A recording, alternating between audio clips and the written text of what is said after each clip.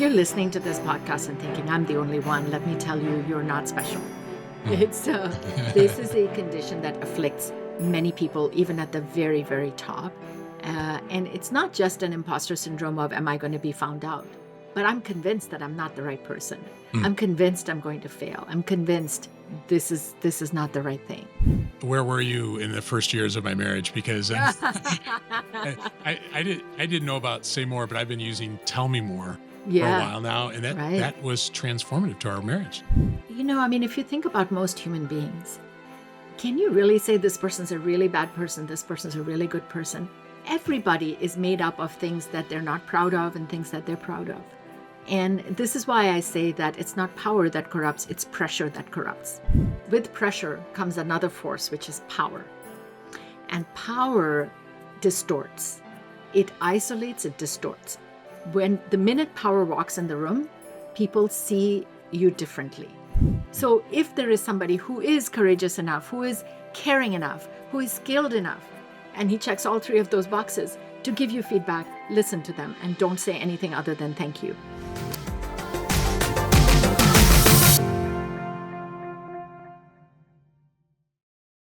Hi, this is Andy. I want you to think about one of the best bosses you've ever worked for.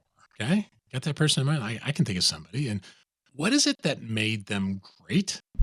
I mean, maybe they came off, they were fair. Maybe they challenged you. That's what I'm thinking about for my best boss. Maybe they really saw you. Now, think of one of the worst bosses you've worked for. What was it? Maybe they micromanaged, maybe they made you feel small, or maybe they just simply didn't realize the impact they were having. Now, here's the tricky part. On any given day, you and I can become either one of those people. And that's one of the compelling insights I took from a new book by Sabina Nawaz entitled, You're the Boss. Become the manager you want to be and others need. Sabina is a global CEO coach and a former leadership development executive at Microsoft. Her book is a refreshing, I will say sometimes sobering, but ultimately empowering look at what it really takes to lead well, especially when the pressure is high. In today's conversation, you'll hear why getting promoted often comes with a strange emptiness and what we can do about it. We'll talk about the innocent ways we can sabotage ourselves, how pressure can quietly bring out the worst in us, and why we all need to build what Sabina calls our shut up muscle. We'll dig into the dangers of singular stories, the allure of doing everything ourselves, and how to lead well, not just at work, but maybe even also at home. Whether you're new to management or decades into your leadership journey, Sabina's perspective is one you're going to want to learn from and reflect on. I can't wait to share this discussion with you. Hey, quick note. If you or someone you know is thinking about getting PMP certified, we put together a super helpful guide called The 5 Best Resources to Help You Pass the PMP on Your First Try. We've helped thousands of people earn their certification. We'd love to help you too. It's totally free, and it's a great way to get a head start. Just go to 5bestresources.peopleandprojectspodcast.com to grab your copy. Again, that's 5bestresources.peopleandprojectspodcast.com. Let's make this the year you get your PMP. Let's jump into our discussion with Sabina about her new book, You're the Boss. Hey, Sabina, thank you for joining us on the People and Projects podcast. Thank you so much, Andy. I'm really looking forward to this. We'll get into ideas from the book in just a bit, but I'd love for people to learn a little bit more about you, Sabina, because late in the book, you refer to Vienna Ferran's book, The Origins of You. You remember that part? And the idea, as I recall, is like our early years impact us perhaps more than what we realize, okay? So can you think of anything from your family culture or experiences growing up that may have influenced how you think about leadership? I think so much, so much. We are so shaped by our origins and the various intersections of things that happen. Right. For me, one of the things that often would happen is full-grown adults would come to me for advice on things, and it was a little odd at first, like everything from, hey, what should I get such and such for their birthday gift, to what do you think about these 2 outfits? Which one should I choose? To oh, I'm thinking about going for this trip, but then I've got this other challenge, and I was also that person that people confided in a lot. maybe because I knew how to keep my mouth shut from the early from an early age, which is certainly what I do with my clients and when they bring their challenges. So I think there was something about understanding a wide swath of people and what they struggle with, what their challenges are, and meeting them where they are, listening to them, and then being of service. One of the first job I had was teaching math to somebody who was neurodivergent.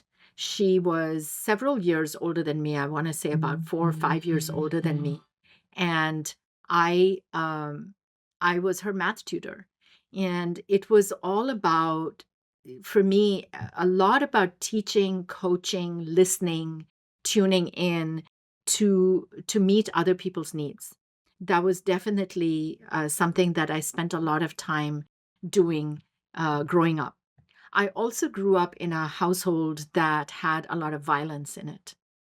And that taught me to read the room, to understand what are the signals, what's going to make my dad really angry, what's going to tip him over the edge. So really being fine-tuned to that. And in leadership, no matter what position we occupy, we really need to understand what's being said and what's not being said, how to gauge the temperature in any setting. It's So those are a few incredible. things. Yeah, I Yeah. mean, you were formed as a coach long before you knew you'd be a coach, right? Yeah, I mean, that's actually If I cool. look back, yes, that's one Yeah. version of the story I can tell. Yeah, I appreciate you sharing that. I really appreciate that. One of the core messages in your book is how surprising and sometimes really disorienting, I'd say, it can feel to get promoted. You described it Yeah. as if I recall, the words was strange emptiness creeping in. Mm, And what I like mm, about that is that's not something most leadership books talk about. And you mm. rose really quickly at Microsoft, right? Eventually overseeing 90,000 employees when it comes to the leadership development part of it. So, what were some of the signs of the leadership seat you'd worked hard to reach, but it came with more cost that maybe you hadn't anticipated? For me personally, Yeah. well, one of them was actually going on sabbatical. Uh-huh. And I was already fairly senior, and you meet certain criteria and you get 8 weeks off. Now, my general MO is to go, go, go, do, do, do. But in those 8 weeks, I spent 3 weeks traveling, started a nonprofit theater company, but then had tons of time to sit on the couch and eat bonbons, as they say. And for me, that was a moment of huge insight for me. Was it was no longer a matter of if, but when I would become a corporate vice president. And that had been one of my career aspirations. Absolutely, I want to get to a corporate vice president at Microsoft and do great things. So the challenge for me that was really unexpected was how anticlimactic that felt. I thought, if I already know the formula to doing this, why spend the next 5 years chasing this? I know how to do this. That's really boring. It is? Okay, so now what the heck do I do with my life if this is not what I want to do? Because I had been so focused on becoming this thing and continuing to become and become with capital B. Suddenly, it really reshaped my definition of, well, what does success look like? So no, it and was that strange emptiness, yeah, but it was an emptiness before I had even reached there because I was that's a good point. anticipating, this is what it's going to look like. Fortunately, Yeah, fortunately. yeah. Your story was incredible. Was it you came back from a maternity leave? Was it, and all of a sudden you're thrown into a promotional opportunity, and you're supposed to be in a meeting with the CEO, and you didn't even know about the meeting. And I feel like some of the disorienting is like, what do I need to be what do I need to do to be successful at this level? Because you were successful at that previous level, but Yeah. it's so hard. It's like almost like this disorienting of, do I fit? Some people may call it the imposter syndrome, I suppose, right? But Mm, it's mm. do I fit there? And do you see that in your coaching clients? My coaching clients frequently, and these are people, sometimes CEOs, who have imposter syndrome raging in Yeah. their heads. So if you're listening to this podcast and thinking, I'm the only one, let me tell you, you're not special. Mhm. It's this is a condition that afflicts many people, even at the very, very top. And it's not just an imposter syndrome of, am I going to be found out? but I'm convinced that I'm not the right person. Mm. I'm convinced I'm going to fail. I'm convinced this is not the right thing. And so we need to then start to examine what's actually behind that. What are the pressures that you're facing that are causing you to take you off track? I like that you challenge the idea that it's not as simple as good bosses or bad bosses. It's not Mm, binary. mm. Further, I thought it was interesting that you say that those we might think are bad bosses rarely are bad people. I thought that was a really interesting insight. So, how does embracing that complexity change Yeah. the way we view our own leaders and maybe even the way we lead? Yeah. I mean, if you think about most human beings, can you really say this person's a really bad person, this person's a really good person? Everybody is made up of things that they're not proud of and things that they're proud of. And this is why I say that it's not power that corrupts, it's pressure that corrupts. So, under pressure, even the person who's generally a really great boss can display behaviors that are not so great, that they're not so proud of. That certainly happened to me when I came back from parental leave, and the pressure of the job that I was under caused me to micromanage. I was short and snippy. I raised my voice often, and I thought that I was being efficient. That was the worst part. Is this you mentioned the word innocence early on? Mhm. I was innocently sabotaging not just my own performance, but that of my entire team. Fortunately for me, I had a colleague who actually came and told me that and gave me some feedback that such and such person is crying in their office because of what you said. And I went, oh my gosh.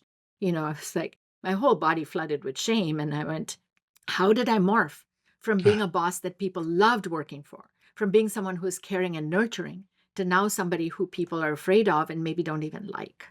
You use that term innocent saboteur, I recall in the book, right? Yes. And Yes.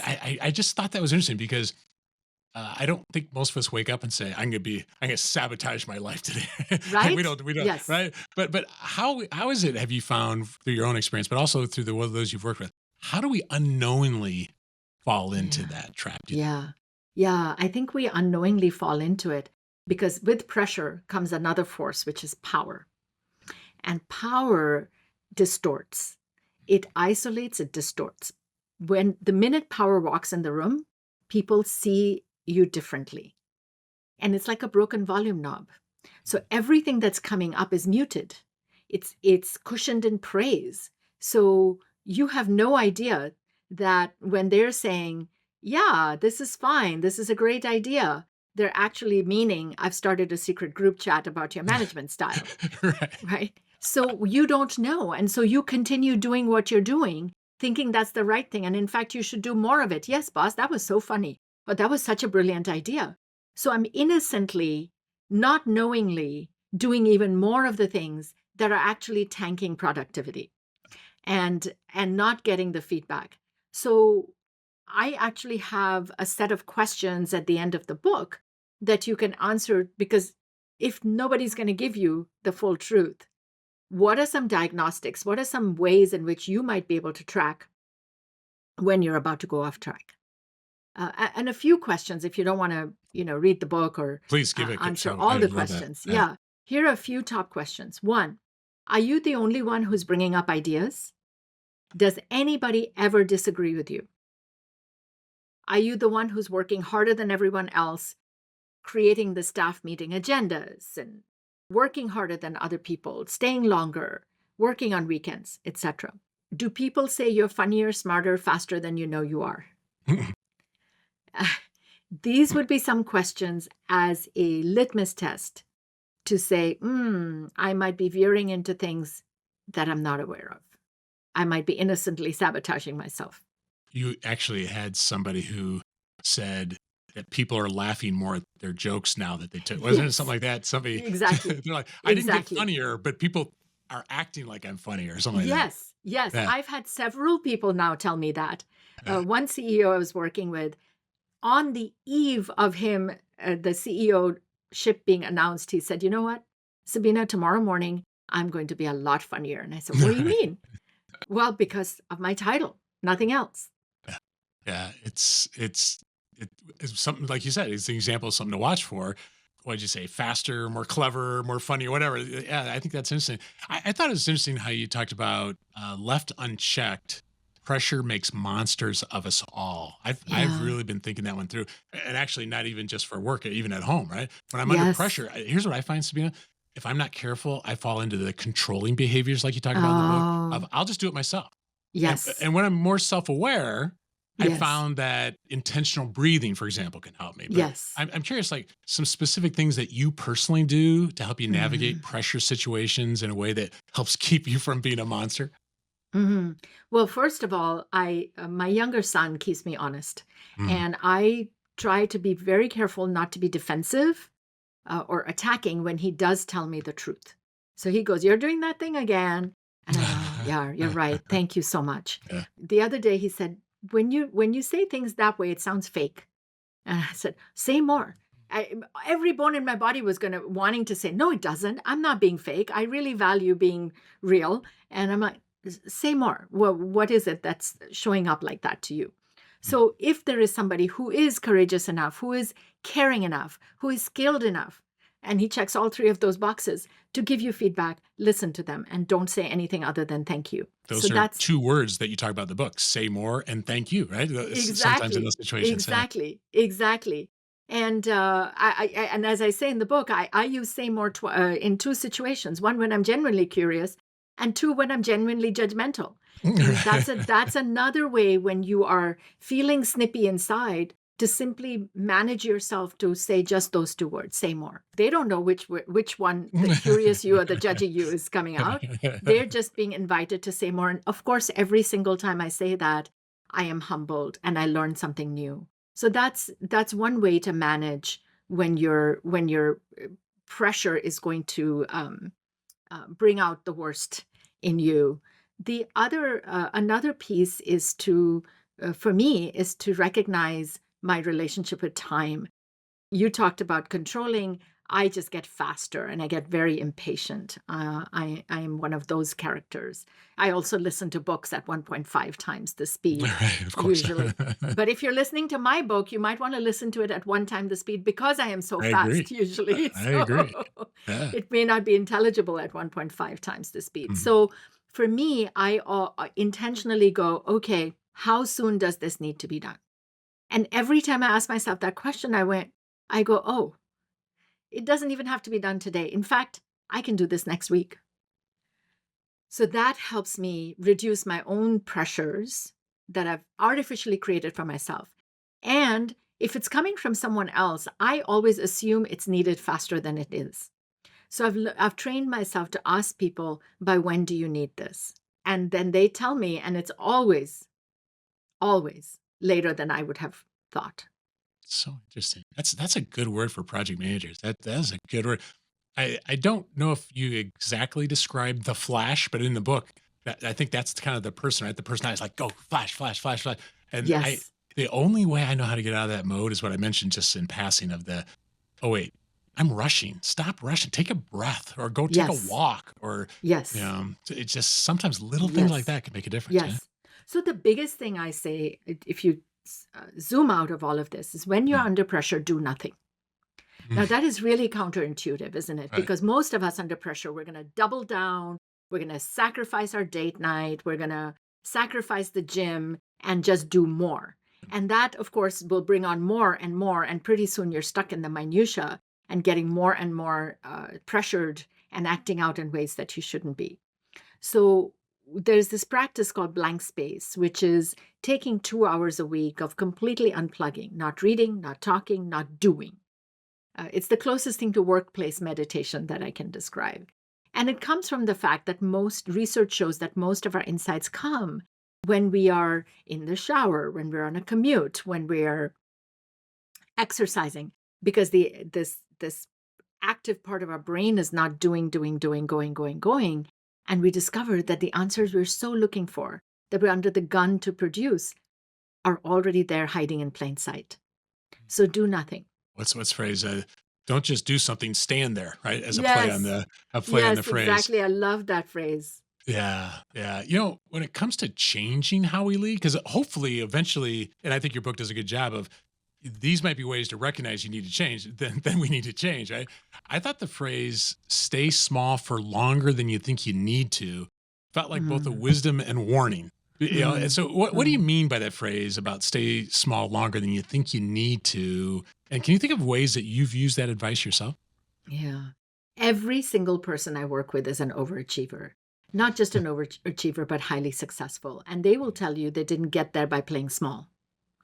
And I tell them the only way you're going to shift these kinds of behaviors is by playing small. So the only way to overachieve is to underachieve. Let me elaborate on that. Yes, It's please. through this idea called micro habits, which have two characteristics. They're micro, that is, they're tiny, and they're habitual, which means you're building a habit, which means you have to do it every single day. Now, most adults, when I ask them, how many of you keep New Year's resolutions? Hardly any hands go up. How many of you make New Year's resolutions? Hardly any hands go up. Why? Oh, because we know it's a work of fiction. It's magical thinking. It doesn't happen. Yes, because we try to shoot for too much. So, what's a really tiny, really micro level something that you do on a daily basis? I do this all the time. I think it was about 3 years ago. Yeah, 3 years ago. So, for 20 years, I wanted to be a runner and never succeeded because I was like, well, unless I can carve out 30 minutes, there's no point. I might as well not go for a run. That got me 20 years of a whole lot of nothing. And 3 years ago, I said, okay, I'm going to use micro habits for this. So 0.1 miles, point 0.1, run around the Right, dining room table, right. run from the dining room to the bedroom, like that. That's small. And keep going at that. So the brain loves to work on success. If I can say, oh, I get a gold star if I do 0.1 miles, I'm more motivated to go again tomorrow versus, I didn't go yesterday for my half hour. Do I have to go today? And it just like bogs me down and it's less likely to happen. So there's the barrier to starting is very small and the reward is immediate. I started micro habits of running, and in 2 years I had run 3 half marathons. And in the next month I'm about to run, I hope, my first full marathon. That did not happen for 20 years. It's happened in these tiny, tiny incremental ways. In the work of leadership, or when you're a manager, let's say that you really want to work on listening. Maybe a micro habit is for 5 minutes, the first 5 minutes of a meeting, you do not take out your phone. Just for 5 minutes, you leave your phone out of arm's reach. After that, bring it out. And that, because 5 minutes might be too much for somebody. So start with 10 seconds. So if you don't succeed, go smaller. And if you don't succeed there, go even smaller I until love that becomes absolutely muscle memory. And Yeah. then you go, say, from 10 seconds to 15, from 15 to 20, but for a lot longer than you think, because we love to go back to status quo. I just think of some of the goals I've set before, and like you said, the temptation is to go big, and you're so burned out after 3 days Exactly. or whatever, it's 20 Right. years later, like you said. So, Yeah. you Yeah. have so many practical ideas in the book of, like, how to be quiet or how to just even, say more. That could be a Yes. micro habit, right? Of Absolutely. I'm just gonna practice on that instead of Right. getting defensive or whatever, just doing that. Yep. Once a day. Once a day, Mm, just say more. That's it. mhm. Yeah. Mhm. Yeah, Yeah. put it on your yes list. Did I do it once today? Yeah, yeah, that's good. Exactly. I want to give you a scenario because it is a real scenario. I can think of an executive. He actually made a bad call, probably a fireable offense, but nobody Mm, wanted to fire this guy, a really mm, well liked leader. But mm. sometimes in life, it's not what you do, it's how you respond to what you do. And the way he responded was all of a sudden giving all kinds of reasons why maybe this isn't the right place for him. And he was Mhm. holding on to, I didn't have the vocabulary at the time, but I do now because I read your book, a singular story, a story Mm, that this is no big deal. Everyone's blown it out of proportion. They're just mm, using it as an excuse to get rid of him. mm. And as it turns out, none of that was true. None of that was true at all. Right. But would you tell Right. us how you like to describe what a singular story is, an example of Yeah. how can we rescue ourselves? Because we believe that story, right? Totally. Totally. So, singular story is, again, when you have a great track record, you're successful, You jump to conclusions quickly. And that, for the most part, that's great because it would be highly inefficient for you to go back to first principles for everything that you encounter. You are paid for your expertise and your experience. The problem is when your view is incomplete or incorrect or outdated. And that singular story means I've jumped to a conclusion and not realized that there's 5 other ways to think about this. This happened to one of my clients. He came frothing at the mouth about a colleague. What's up? Well, this colleague, let's call the colleague Joe, has proposed a topic for the C-suite meeting, which this person was a member of, that's squarely in my stomping grounds. So he's just, I know it. He's trying to take over my job. He's encroaching on my boundary. If I give in on this one, he's going to encroach further. And he just went on and on and on. And I let him vent for a while. And then I went, okay, great. So one hypothesis is that this person's out for your job. Would you be open to seeing if there might be any other options? I know this is true. I said, yeah, I know. But why don't we just try? So he says, well, maybe, maybe he didn't know that I was working on this because this is a relatively new project on my team. Well, okay. Could that have happened? He's like, yeah, now that you mention it. And his breathing has gotten a little more regulated. I said, okay, what else could be happening? Well, he's not the most interpersonally skilled guy. So maybe he didn't realize that he would be stomping on my toes and thought he was doing this just out of the goodness of the whole greater good. Okay, great. What else? Well, I hate to admit this, but maybe he's actually trying to help me and realizing that this hasn't gotten as much play at the C-suite level and he's trying to elevate its importance. He's just forgotten to tell me that this is coming out of a place of partnership. Now, by this time, I didn't have to do any more. He went, okay, you're right.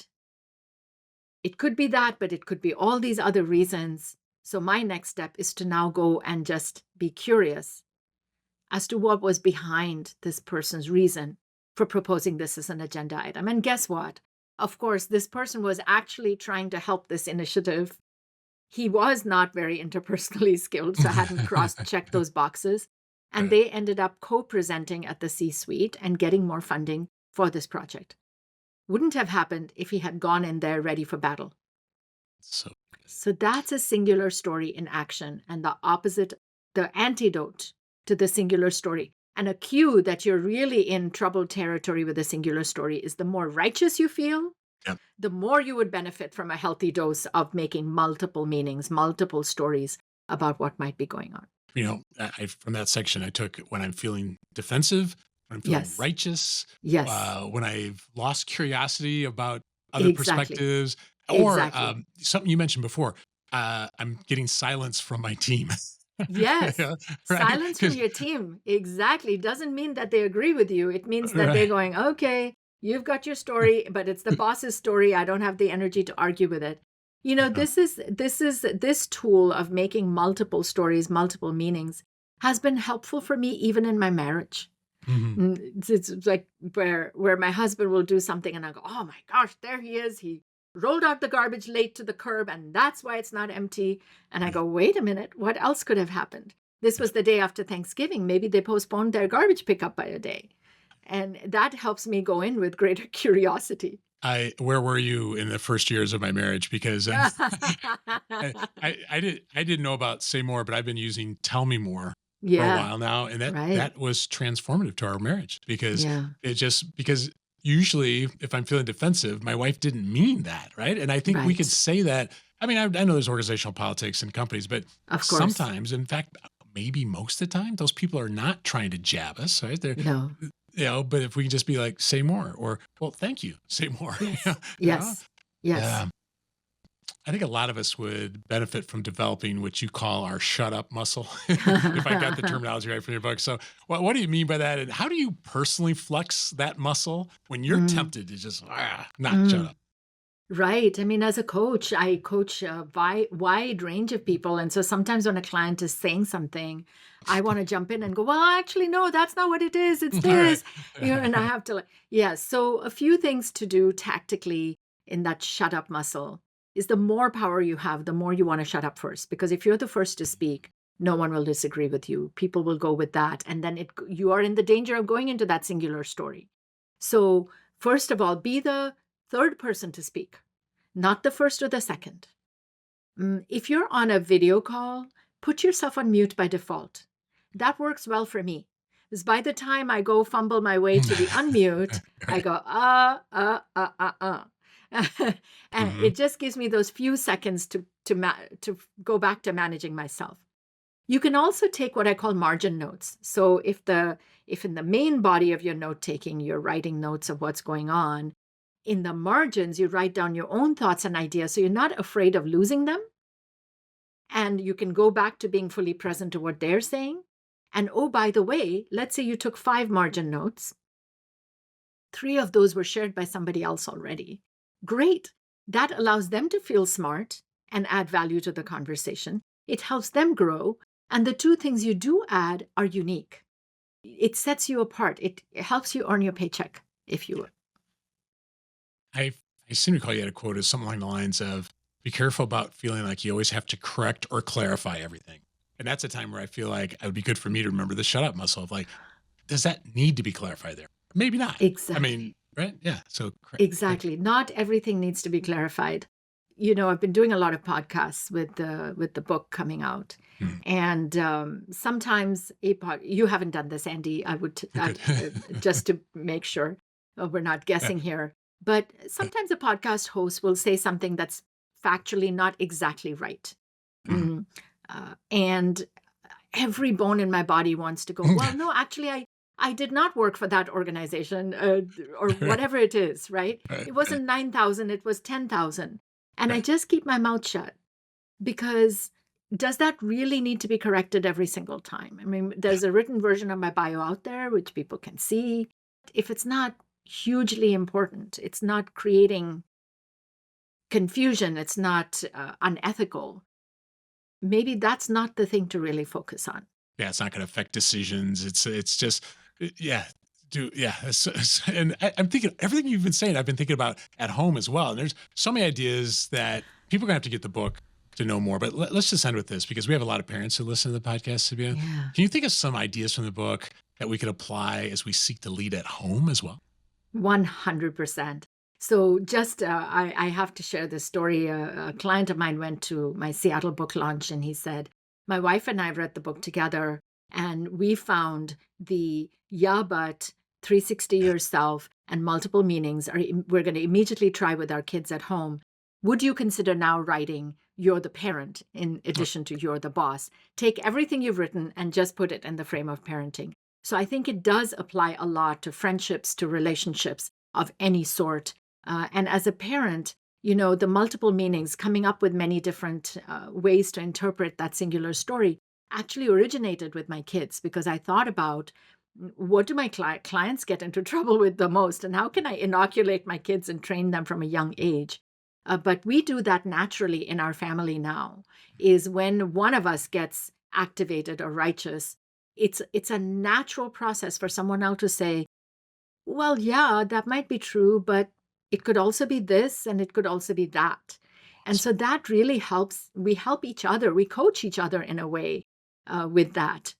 And the other piece is around sole provider. So especially when your kids are younger, there's a tendency, a desire out of good intent to want to jump in and swoop in and rescue our kids. But every time, if we prevent that bicycle crash and they don't get the skinned knees, they're never going to learn how to ride a bike. And now you're going to be pushing them on a bike when they're 45 years old.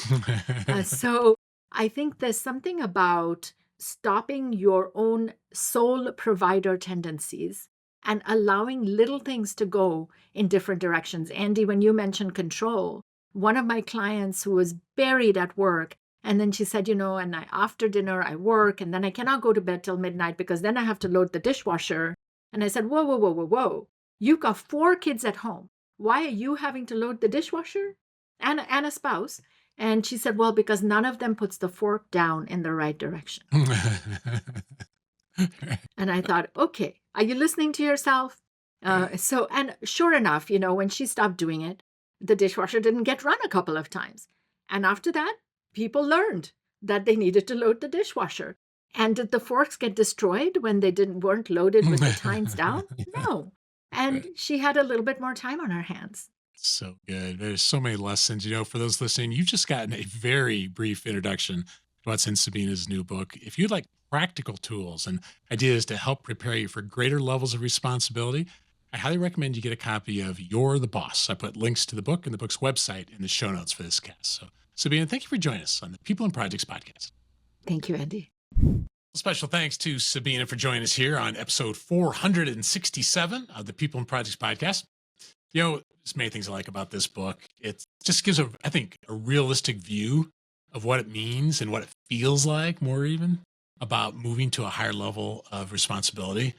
I think we often think of maybe the allure of being the boss, or, got to a director level, okay, or a VP or the CEO, but we can easily miss what comes with that pressure and what it can do to us. During that last question about what ideas can apply at home, she mentioned the yeah, but, and that's not something that came out during the interview beyond that. So here's the idea, because I think this is just a valuable tool. And it's kind of similar to some of the other stuff we talked about. Think of yeah, but as a flag. So whenever you hear the yeah, but come out of your mouth or someone else, it signals that maybe we're reaching the edge of our current perspective, okay? She points out that every time you say, yeah, but, as in, well, yeah, but my boss was hard on me, or yeah, but that'll never work. Okay? You're just defending. Often it's status quo, maybe justifying poor behavior, right? And it can just become a mental roadblock. So here's the interesting twist. And this is very characteristic in the book. She doesn't criticize it. It's not about judging it. It's just a signal, a trigger, an opportunity for a reframe. So instead of yeah, but, she takes something from the world of improv with the yes and. Okay, so for example, yeah, but I don't have time to worry about everyone's emotional paper cuts. Right? Probably not a good idea. How about, yeah, I'm swamped and I want to create a space where my team feels supported. Now, that might sound a little cheesy, but what I find is that I can catch my yes butting. And is there a way to turn that into a yes and? It can turn some of that resistance maybe into some sort of possibility. And she also uses it as a coaching consideration, as just some sort of invitation, right? So, when you catch yourself doing this, maybe curiosity instead of defensiveness. Lots of examples that she gives in the book. So I think there's just lots of times we are justifying things and you can catch it with a yeah, but. Okay. And as she mentioned that you can use this at home as well as a parent, if that is one of the hats you wear. So I'm telling you, if you've recently taken a level up at work of more responsibility, and it doesn't have to be to the C-suite, right? But if you've taken a jump to the next level up, or you want to prepare for it, I'm telling you, this is a good book. I highly recommend it. If you pick up a copy, or there's an audio version as well, if you listen to it, I'd love to hear what you take away from it. You can reach me at show@peopleandprojectspodcast.com. And I'd love to hear whether it's from the book or from today's interview, what resonated with you. If you like more on this topic, I put links in the show notes to episode 455. That was with Janet Pollock. It's really a great follow-on to this of how do you prepare and avoid mistakes when you take on more responsibility. That's episode 455. And then episode 456 with Kevin Eikenberry. That's a good one as well. Because a lot of times when you take on more responsibility, there's more ambiguity. It can shake our confidence. And that's what Kevin just takes on, just head on in episode 456. Then if you want to go back a little further, go to episode 391 with Adam Bryant. He wrote a book called The Leap to Leader. And Adam's just a great storyteller. Lots of examples. I think I often learn best from stories. And just like Sabina in that regard, it's not an academic treatment. It's when you take on more responsibility, these are things to help. So I put links to all those episodes in the show notes for this podcast. Hey, when we were starting during the intro, I mentioned our 5 best resources to pass the PMP exam on your first try. I'm telling you, it is such a joy to help people. And here's the deal. When we do our classes and we have our materials, Our goal is to help you pass the exam for sure. But if you pass an exam, but it doesn't make you a better project manager, I don't consider that a win. And so our classes and our resources are all designed to not just help you get the letters after your name, although we want to do that for sure, but it's also to help you get better and more confident in the real world. So definitely check out the link in the show notes for those free resources. We'd love to share that with you. And if you've not reached out to us in a while, I hear from listeners regularly, but if you haven't reached out in a little while, I'd love to hear from you. You can reach me at show@peopleandprojectspodcast.com. I'd love to hear, like, what do you like about the podcast? Is there any changes you'd like to make? For example, after most interviews, I'll ask the guest, hey, what kind of feedback do you have for me? And, most of the time they're just like, oh, no, it was great. I appreciate how prepared you were. But if you stay for the outtakes today, you'll hear Sabina, like a good coach, give me feedback. Well, listen, I want to invite that. You do the same thing. If there's some feedback you want to give that would actually make these episodes better, maybe it's a guest you want to hear from, I would love to hear from you. So you can reach me at show@peopleandprojectspodcast.com. I just want to say, on behalf of me and my team, we just appreciate hearing from you. We appreciate all the support, the reviews you leave. Thank you so much for listening. Have a great week.